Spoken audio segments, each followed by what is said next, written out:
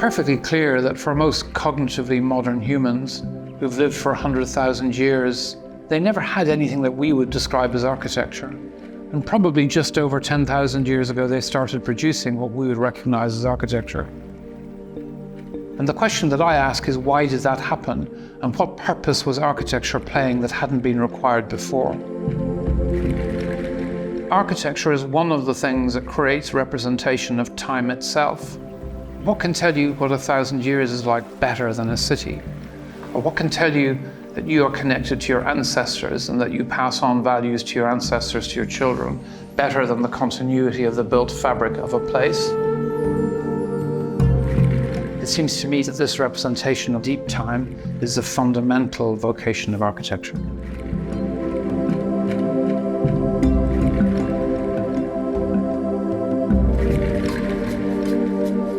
I'm Níall McLaughlin and I'm the architect of Saltmarsh House. We were contacted here at the studio by a woman who asked us to design what was a tiny pavilion house on the coast on the Isle of Wight. We wanted to make a structure that was incredibly lightweight, and so we began to think about this kind of cat's cradle of very lightweight steel tubes that would hold up an overhanging roof. That was really the beginning of the idea of the project. So you have this roof here that's made of these sort of pyramidal roof lights, and then you can see this kind of cat's cradle structure. And then when you look along the length of it, you see that simple A-B rhythm. So it's A, B, A. And this A is the same as that A, but this one has got all the solid objects tucked underneath it. And this has got the veranda that opens out towards the sea.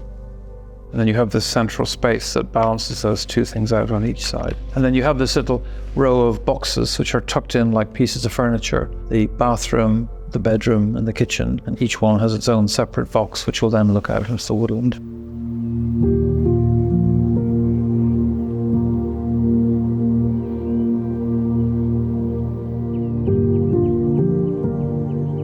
You walk across this bridge that connects the land with the pavilion, and you arrive on this deck, which is the first bay really of those 4 bays of the main structure. And it's also the one that shows you most clearly what the structure is.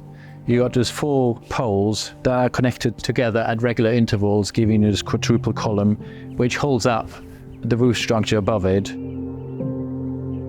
You get this amazing view across the marshes. With the high tide, you get this amazing reflective surface, bringing in the light.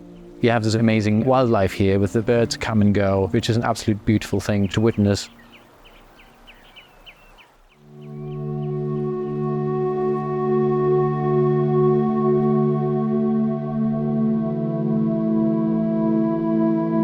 And here we are in the main space.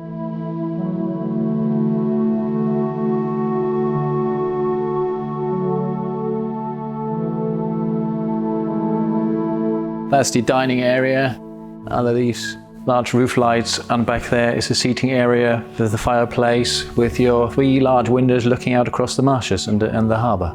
So the 3 large guillotine windows are all motorised. You can open and close them with these 3 switches here. So you simply flick the switch and then those windows start opening.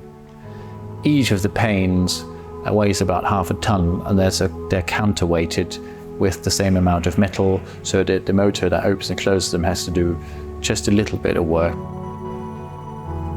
A large part of making this internal space really bright and light is having those 6 triangular roof lights that sit above the seating and the dining area here. Now that the sun's come out, we get a bit of benefit of it coming through and washing through the space. So you have this ever-changing play of shade and light together with the sea coming in and out, which makes the space so special. Also from the inside, you can really read those 4 bays of roof structure, each with this pyramidal roof sitting on top, which reference the repetitive boathouses from across the harbour, but also the Victorian greenhouses that used to exist at the top of the hill from the Victorian times. Over here, we've allowed for these wooden shutters to be integrated in the back of those benches. So they come up to a certain height. They still allow plenty of light to come in and for you to be able to see out and be aware of the weather and the landscape around it, but it offers you a certain degree of privacy. All these shutters are decorated with these beautiful hand-painted wallpapers that make a connection between the shutters and the landscape beyond. When you're looking at the grasses, you sort of feel reminded of the marshland behind it. And here we have the seating area with a couple of sofas and armchairs, creating a nice and cozy atmosphere for a coldish winter evening when, you know, you can light a fire, sit here and just being in the space. The fireplace sits on a granite plinth which connects it back to the earthwork and to the landscape outside, whilst also being just a non-combustible hearth to the fireplace.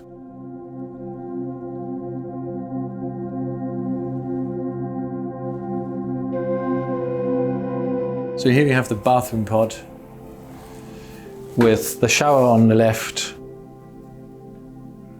and the bathroom over here. All the doors are sliding doors. Open the window, which opens fully, and you get the view of the garden and the woodland beyond. And for a little bit of additional privacy, there's also shutters here that then have in turn mirrors fitted to the inside.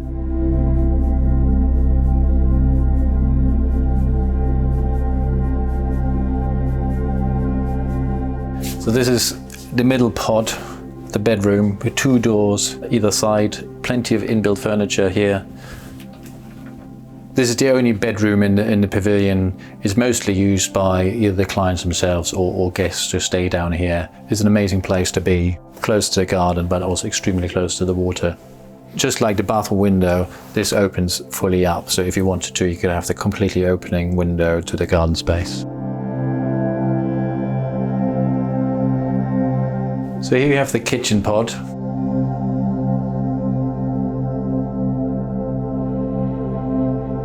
With everything a small kitchen needs. There's a dishwasher and fridge over here, and otherwise there's just plenty of storage. Again, the window opens fully. There's a little step outside, so if you need to nip in or out of the building, it's almost like a back entrance door as well.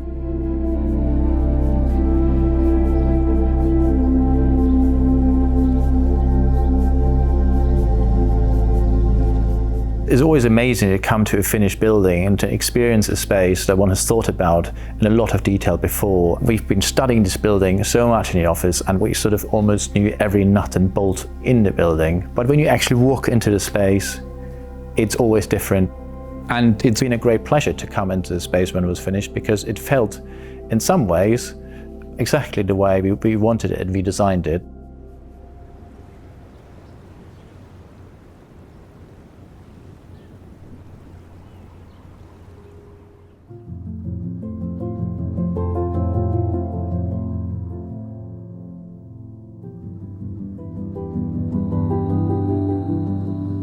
You can see in this image here, we have a simple detail like this at the edge of the building, where the width of the window frame separates an internal and external structure.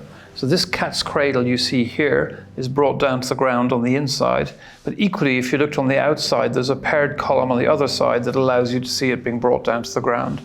But for architects like us who are interested in detailing, the proof of the concept always comes down to what do you do when that's then turning a corner? And so we were really thinking about this as a problem that we couldn't resolve.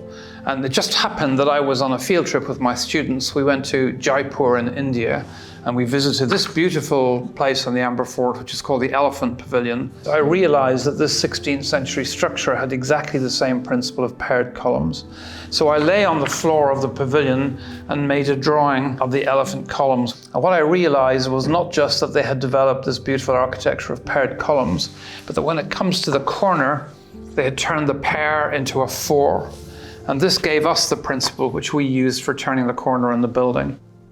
And one of the things that we had to do to achieve that was to get a right-angled piece of triple glazing. It means when you're standing inside the building, you just get this tiny glimpse past the column of light coming through. We realized that we designed a building that would be a real challenge for most builders to build. And we were fortunate to work with some extraordinary builders, a company called Millimeter, who are based on the south coast of England. You can see the complexity of this 7-way intersection of tiny thin rods, and they were able to use robotic tools in their own workshop to build from those.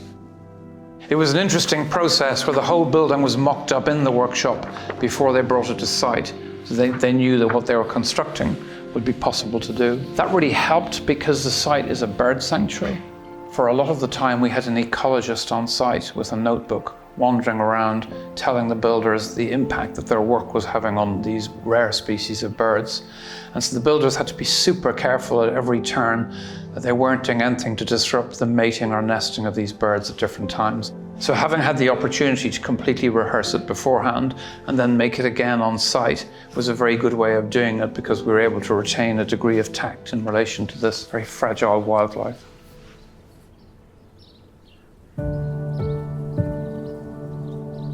The landscape around it hasn't been created yet. So that sense of it having its back to woodland will make a big difference to the way that you understand the building. And I like to think about it as being a bit less kind of machiney and precise and precious when I go back in 20 years' time, but has got the light of the leaves coming through trees and the sense of having aged into its place. Maybe it would feel more ordinary, less so obviously spectacular, and more kind of balanced with its environment, but that always takes time. I think it's really curious when you work on a building for quite a few years and you've been working on models and drawings and details. The project becomes a long litany of small decisions that have to be resolved, but it becomes a procedure of working through small things in order to achieve a larger thing. And for me, one of the most extraordinary moments is when everything that you brought together through a million small decisions is suddenly just a piece of the world. And I've never really quite got over that. What I'm always looking for is to have the opportunity to go to the building and to try and find some moment of stillness that I can just sit in it and try and be there and say, is this what I intended? Does this feel right? And then watch the light of the day changing. And at that moment, as an architect, you have to just let go of it and say, right, it's not mine anymore. Off it goes into the world. And then once I've done that, I never think of the buildings as being particularly something that I made anymore or have my authorship. I just think of them as being bits of the world.